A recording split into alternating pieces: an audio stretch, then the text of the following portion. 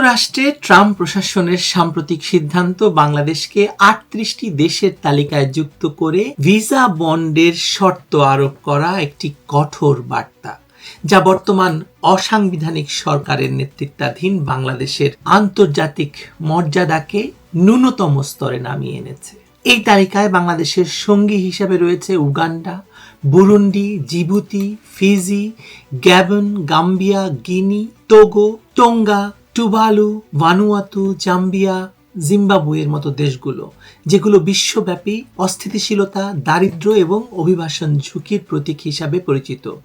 বুঝুন অবস্থাটা।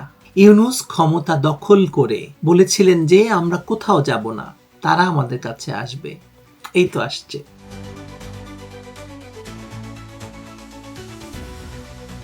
বাংলাদেশি পর্যটক বা ব্যবসায়ীদের জন্য এখন যুক্তরাষ্ট্রে প্রবেশের পথে $15,000 পর্যন্ত জমানো দিতে হবে বা বাধ্যতামূলক করা হয়েছে, যা বাংলাদেশি টাকায় প্রায় 18,35,000 টাকা, এবং এটি ফেরতযোগ্য শুধুমাত্র সময় মতো দেশে ফিরে আসার শর্তে। এমনকি ভিসা পেলেও প্রবেশের জন্য মাত্র 3টি নির্দিষ্ট বিমানবন্দর, Boston Logan, John F Kennedy এবং ওয়াশিংটন ডুলাস ব্যবহার করতে হবে, যা বাংলাদেশিদের প্রতি গভীর অবিশ্বাসের প্রকাশ। লজ্জার বিষয় হলো এই তালিকায় পাকিস্তান বা আফগানিস্তানের মতো দেশ নেই, যা বাংলাদেশের বর্তমান অবস্থানকে আরও ভয়াবহ করে তোলে।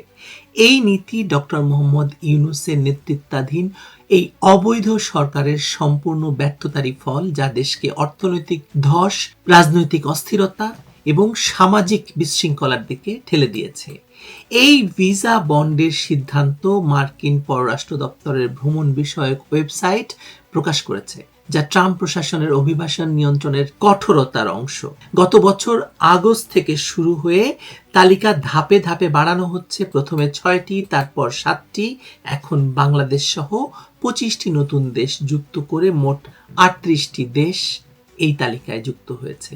এই দেশগুলোর নাগরিকদের B1, B2 ভিসার জন্য $5,000 থেকে $15,000 বন্ড জমা দিতে হবে, যা সাক্ষাৎকারের সময় নির্ধারিত হবে এবং I-352 ফর্ম ও PayGov প্ল্যাটফর্মের মাধ্যমে প্রক্রিয়াজাত হবে।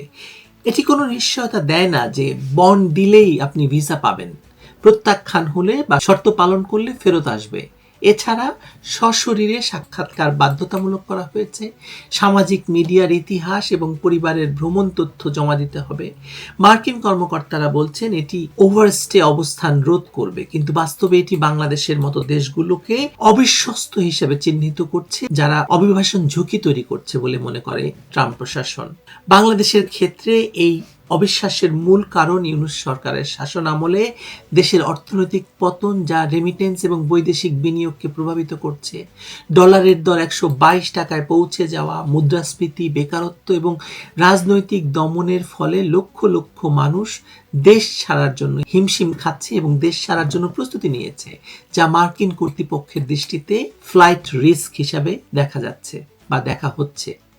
ইউনূসের এই সরকার, যা সাংবিধানিক ভিত্তি ছাড়াই ক্ষমতায় এসেছে, বাংলাদেশকে বিশ্ব মঞ্চে ব্যর্থ রাষ্ট্রের সারিতে স্থান করে দিয়েছে। পূর্ববর্তী আওয়ামী লীগ সরকারের দুর্নীতি এবং অর্থনৈতিক লুটপাটের অভিযোগ নিয়ে এই অন্তর্বর্তীকালীন সরকার আরো খারাপ অবস্থায় ফেলে দিয়েছে বাংলাদেশকে। রাজনৈতিক নেতাদের গ্রেপ্তার, বিরোধী দলের দমন, আওয়ামী লীগকে নিষিদ্ধ করা, মিডিয়া সেন্সরশিপ এবং নির্বাচনহীন শাসনের ফলে বাংলাদেশ আন্তর্জাতিকভাবে একটি অবিশ্বস্ত, একটি ভয়ঙ্কর রাষ্ট্র হয়ে উঠেছে। যুক্তরাষ্ট্রের এই পদক্ষেপ ঠিক এই সময়ে আসা একটি স্পষ্ট সংকেত যে ওয়াশিংটন বাংলাদেশের বর্তমান শাসনকে স্বীকৃতি দেয় না এবং এর অস্থিতিশীলতাকে ঝুঁকি হিসেবে বিবেচনা করে।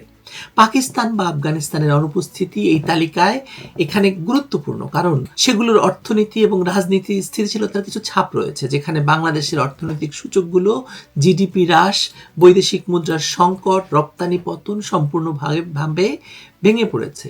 ইউনূসের নেতৃত্বে নির্বাচনের প্রতিশ্রুতি শুধু কথার কথা হয়ে দাঁড়িয়েছে, যা দেশকে গভীর সংকটে ফেলেছে এবং আন্তর্জাতিক সম্পর্ককে ক্ষতিগ্রস্ত করেছে। এই ভিসা নীতি শুধু ব্যক্তিগত ভ্রমণ নয়, ব্যবসা, শিক্ষা, রেমিটেন্সের পথও বন্ধ করে দিচ্ছে, যা বাংলাদেশের মধ্যবিত্ত শ্রেণীর উপর বিরাট বড় চাপ সৃষ্টি করবে। বিশেষ করে প্রেসিডেন্ট ট্রাম্প এবং ডক্টর মোহাম্মদ ইউনূসের মধ্যে সম্পর্ক কখনোই তো ভালো ছিল না। ট্রাম্প ইউনূসকে লিটল মাইক্রোক্রেডিট ম্যান বলে ব্যঙ্গ করেন, কারণ ইউনূস হিলারি ক্লিন্টনের শিবিরের লোক এবং তার নির্বাচনের ডোনার ছিলেন। এমনকি ইউনূসের ঘনিষ্ঠ জর্জ সোরাসের বিরুদ্ধে ট্রাম্প গতকালই অনুসন্ধানের নির্দেশ দিয়েছেন। এমত অবস্থায় ভিসা বন্ডের পর বাংলাদেশের প্রতি আরো কঠোর সিদ্ধান্ত আসতে পারে কিনা তা নিয়ে মানুষ কথা বলছে। অর্থনৈতিক স্যাংশন, বাণিজ্যিক চাপ, ইতিমধ্যে আমরা জানি যে বাংলাদেশের উপর শুল্ক আরোপ করেছে এবং সেই শুল্ক থেকে বাঁচতে ডক্টর ইউনূসকে বোয়িং কিনতে হয়েছে, ভুট্টা আমদানি করতে হয়েছে, তেল আমদানি করতে হচ্ছে আমেরিকা থেকে অত্যন্ত চড়া মূল্যে, যা বিশ্বের অন্য বাজারে কিনলে অনেক কম দামে পাওয়া যেত। সুতরাং এই ভিসা বন্ড আরোপ এর রাজনৈতিক প্রভাবটা বিশাল। যুক্তরাষ্ট্রের এই পদক্ষেপ অন্যান্য পশ্চিমা দেশগুলোকে অনুপ্রাণিত করতে পারে, মানে এই নীতি গ্রহণে, যা বাংলাদেশের গ্লোবাল ইমেজকে আরও নাজুক করে তুলবে। ইউনূস সরকারের অক্ষমতা এখানে স্পষ্ট। তারা দেশকে স্থিতিশীল করার পরিবর্তে অস্থিরতা বাড়িয়েছে, যার ফলে বিদেশি বিনিয়োগকারী পালাচ্ছে, রপ্তানি শিল্প সংকুচিত হয়ে যাচ্ছে এবং জনগণের জীবনযাত্রা খারাপ হচ্ছে। এই তালিকায় বাংলাদেশের স্থান দেশের সার্বিক ব্যর্থতার প্রতিফলন, যেখানে অর্থনৈতিক সংস্কারের নামে শুধু দুর্নীতি এবং রাজনৈতিক প্রতিহিংসা চলছে। ফলে বাংলাদেশি যুবকরা এখন কানাডা, ইউরোপ বা অস্ট্রেলিয়ার দিকে তাকাবে, কিন্তু সেখানেও একই অবিশ্বাসের ছায়া পড়তে পারে। অর্থাৎ ইউনূসের বাংলাদেশ থেকে আমেরিকায় কেউ ঢুকতে পারবে না, ঢুকতে চাইলেও তাকে নানা রকম পুলসিরাত পার হইতে হবে। ইউনূসের এই শাসন যত দীর্ঘায়িত হবে, তত বাংলাদেশ বিশ্বের নিচুতলার দেশগুলোর সঙ্গে তুলনীয় হয়ে উঠবে এবং যুক্তরাষ্ট্রের এই ভিসা বন্ড তার প্রথম বড় শাস্তি। এটি একটি ওয়েক আপ কল, কারণ বাংলাদেশে যে একটি অসাংবিধানিক শাসনের অধীনে আছে, এটার অবসান ছাড়া যে দেশের মর্যাদা ফিরে আসবে না সেটা বলে দিচ্ছে। শুধুমাত্র স্বচ্ছ নির্বাচন এবং সাংবিধানিক শাসনের মাধ্যমে বাংলাদেশ আবার বিশ্বের দরজার সামনে দাঁড়াতে পারবে। শেখ হাসিনাকে সরিয়ে ডক্টর ইউনূসের ক্ষমতা দখল বাংলাদেশকে কি কি ক্ষতি করেছে তার তালিকা তো দীর্ঘ। এই দীর্ঘ তালিকায় সর্বশেষ যোগ হলো আমেরিকার ট্রাম্প প্রশাসনের এই ভিসা বন্ড। সামনে আরো কি কি আছে অপেক্ষা করি, আমরা দেখতে পাবো। ভালো থাকেন সবাই।